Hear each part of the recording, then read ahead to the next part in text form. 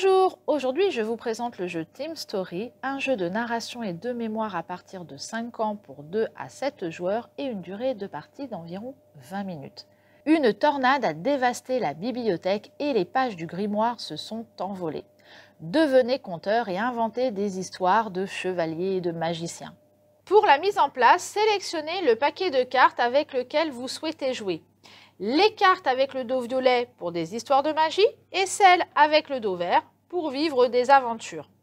Vous pouvez mixer les deux en utilisant les 30 premières cartes d'un paquet avec le 1 en chiffre romain et puis les 30 dernières de l'autre paquet qui ont donc un 2 avec le chiffre romain. Ou sinon un seul paquet comme on va le faire ici dans cet exemple.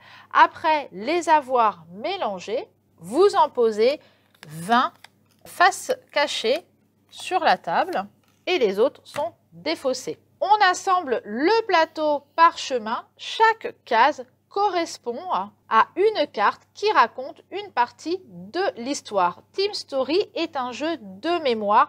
Vous pouvez, avec les plus jeunes, utiliser seulement 6 emplacements et davantage avec les plus grands. Il y a jusqu'à 10 cases. Un joueur sera l'auditeur et les autres les compteurs. L'un des compteurs est désigné comme scribe et notera les points sur la feuille de score et gérera le sablier.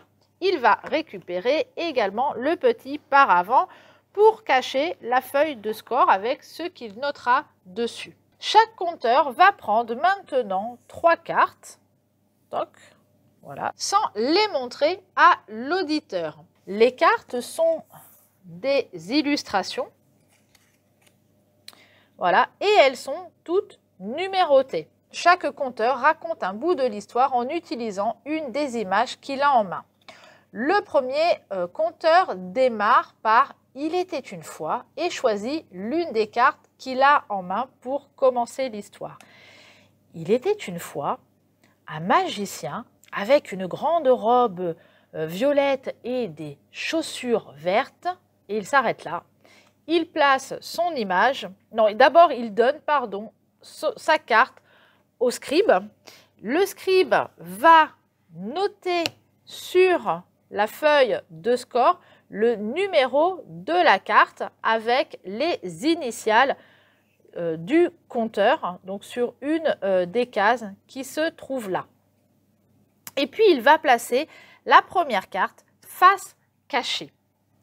C'est au second joueur, second compteur, de choisir « Ah, pardon !»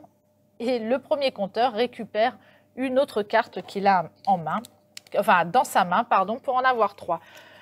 Le second compteur va choisir une nouvelle carte qu'il a en main pour continuer l'histoire. Le magicien possédait une licorne bleue qu'il montait pour se balader dans la forêt. Il donne sa carte au scribe qui va noter à nouveau le nombre de la carte avec les initiales du compteur et placer la carte face cachée et reprendre une nouvelle carte. Et on repart au premier joueur qui va continuer comme ça l'histoire. On va continuer l'histoire petit à petit et à chaque fois le scribe va noter tout le temps les numéros des cartes. On continue jusqu'à la fin de l'histoire. L'auditeur doit rester attentif jusqu'au bout. C'est à lui maintenant de reconstituer l'histoire. Toutes les cartes qui ont été posées ici sont récupérées. Toutes celles que les compteurs ont encore en main sont également récupérées. Tout est mélangé et elles vont toutes être placées face visible sur la table. Et maintenant, l'auditeur va avoir 60 secondes, ce qui équivaut à 2 tours de sablier pour retrouver les bonnes cartes et les placer au bon endroit. Le scribe qui s'occupe également du sablier, une fois que les cartes sont retournées, hop, il retourne le sablier et l'auditeur reprend. Donc, il va regarder les cartes. De quoi on parlait la première? C'était un magicien, je crois, avec une grande robe verte et des chaussures vertes. Oh, ça devait être celle-là. Et il va la placer. Et il continue comme ça à rechercher les cartes et les replacer à l'endroit qu'il pense être la bonne. Quand on arrive au premier tour de sablier, le scribe le retourne une seconde fois.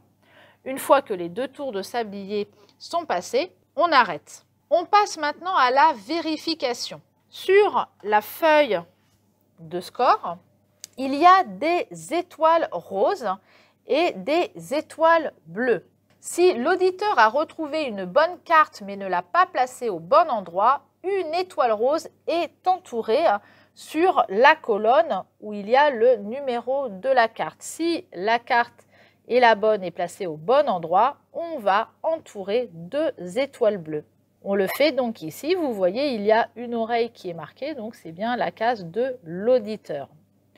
Pour le compteur, si on a retrouvé sa carte, qu'elle soit placée ou pas au bon endroit, on va entourer l'étoile bleue. C'est au tour d'un autre joueur d'être auditeur. La partie se termine quand tous les joueurs ont été une fois auditeurs.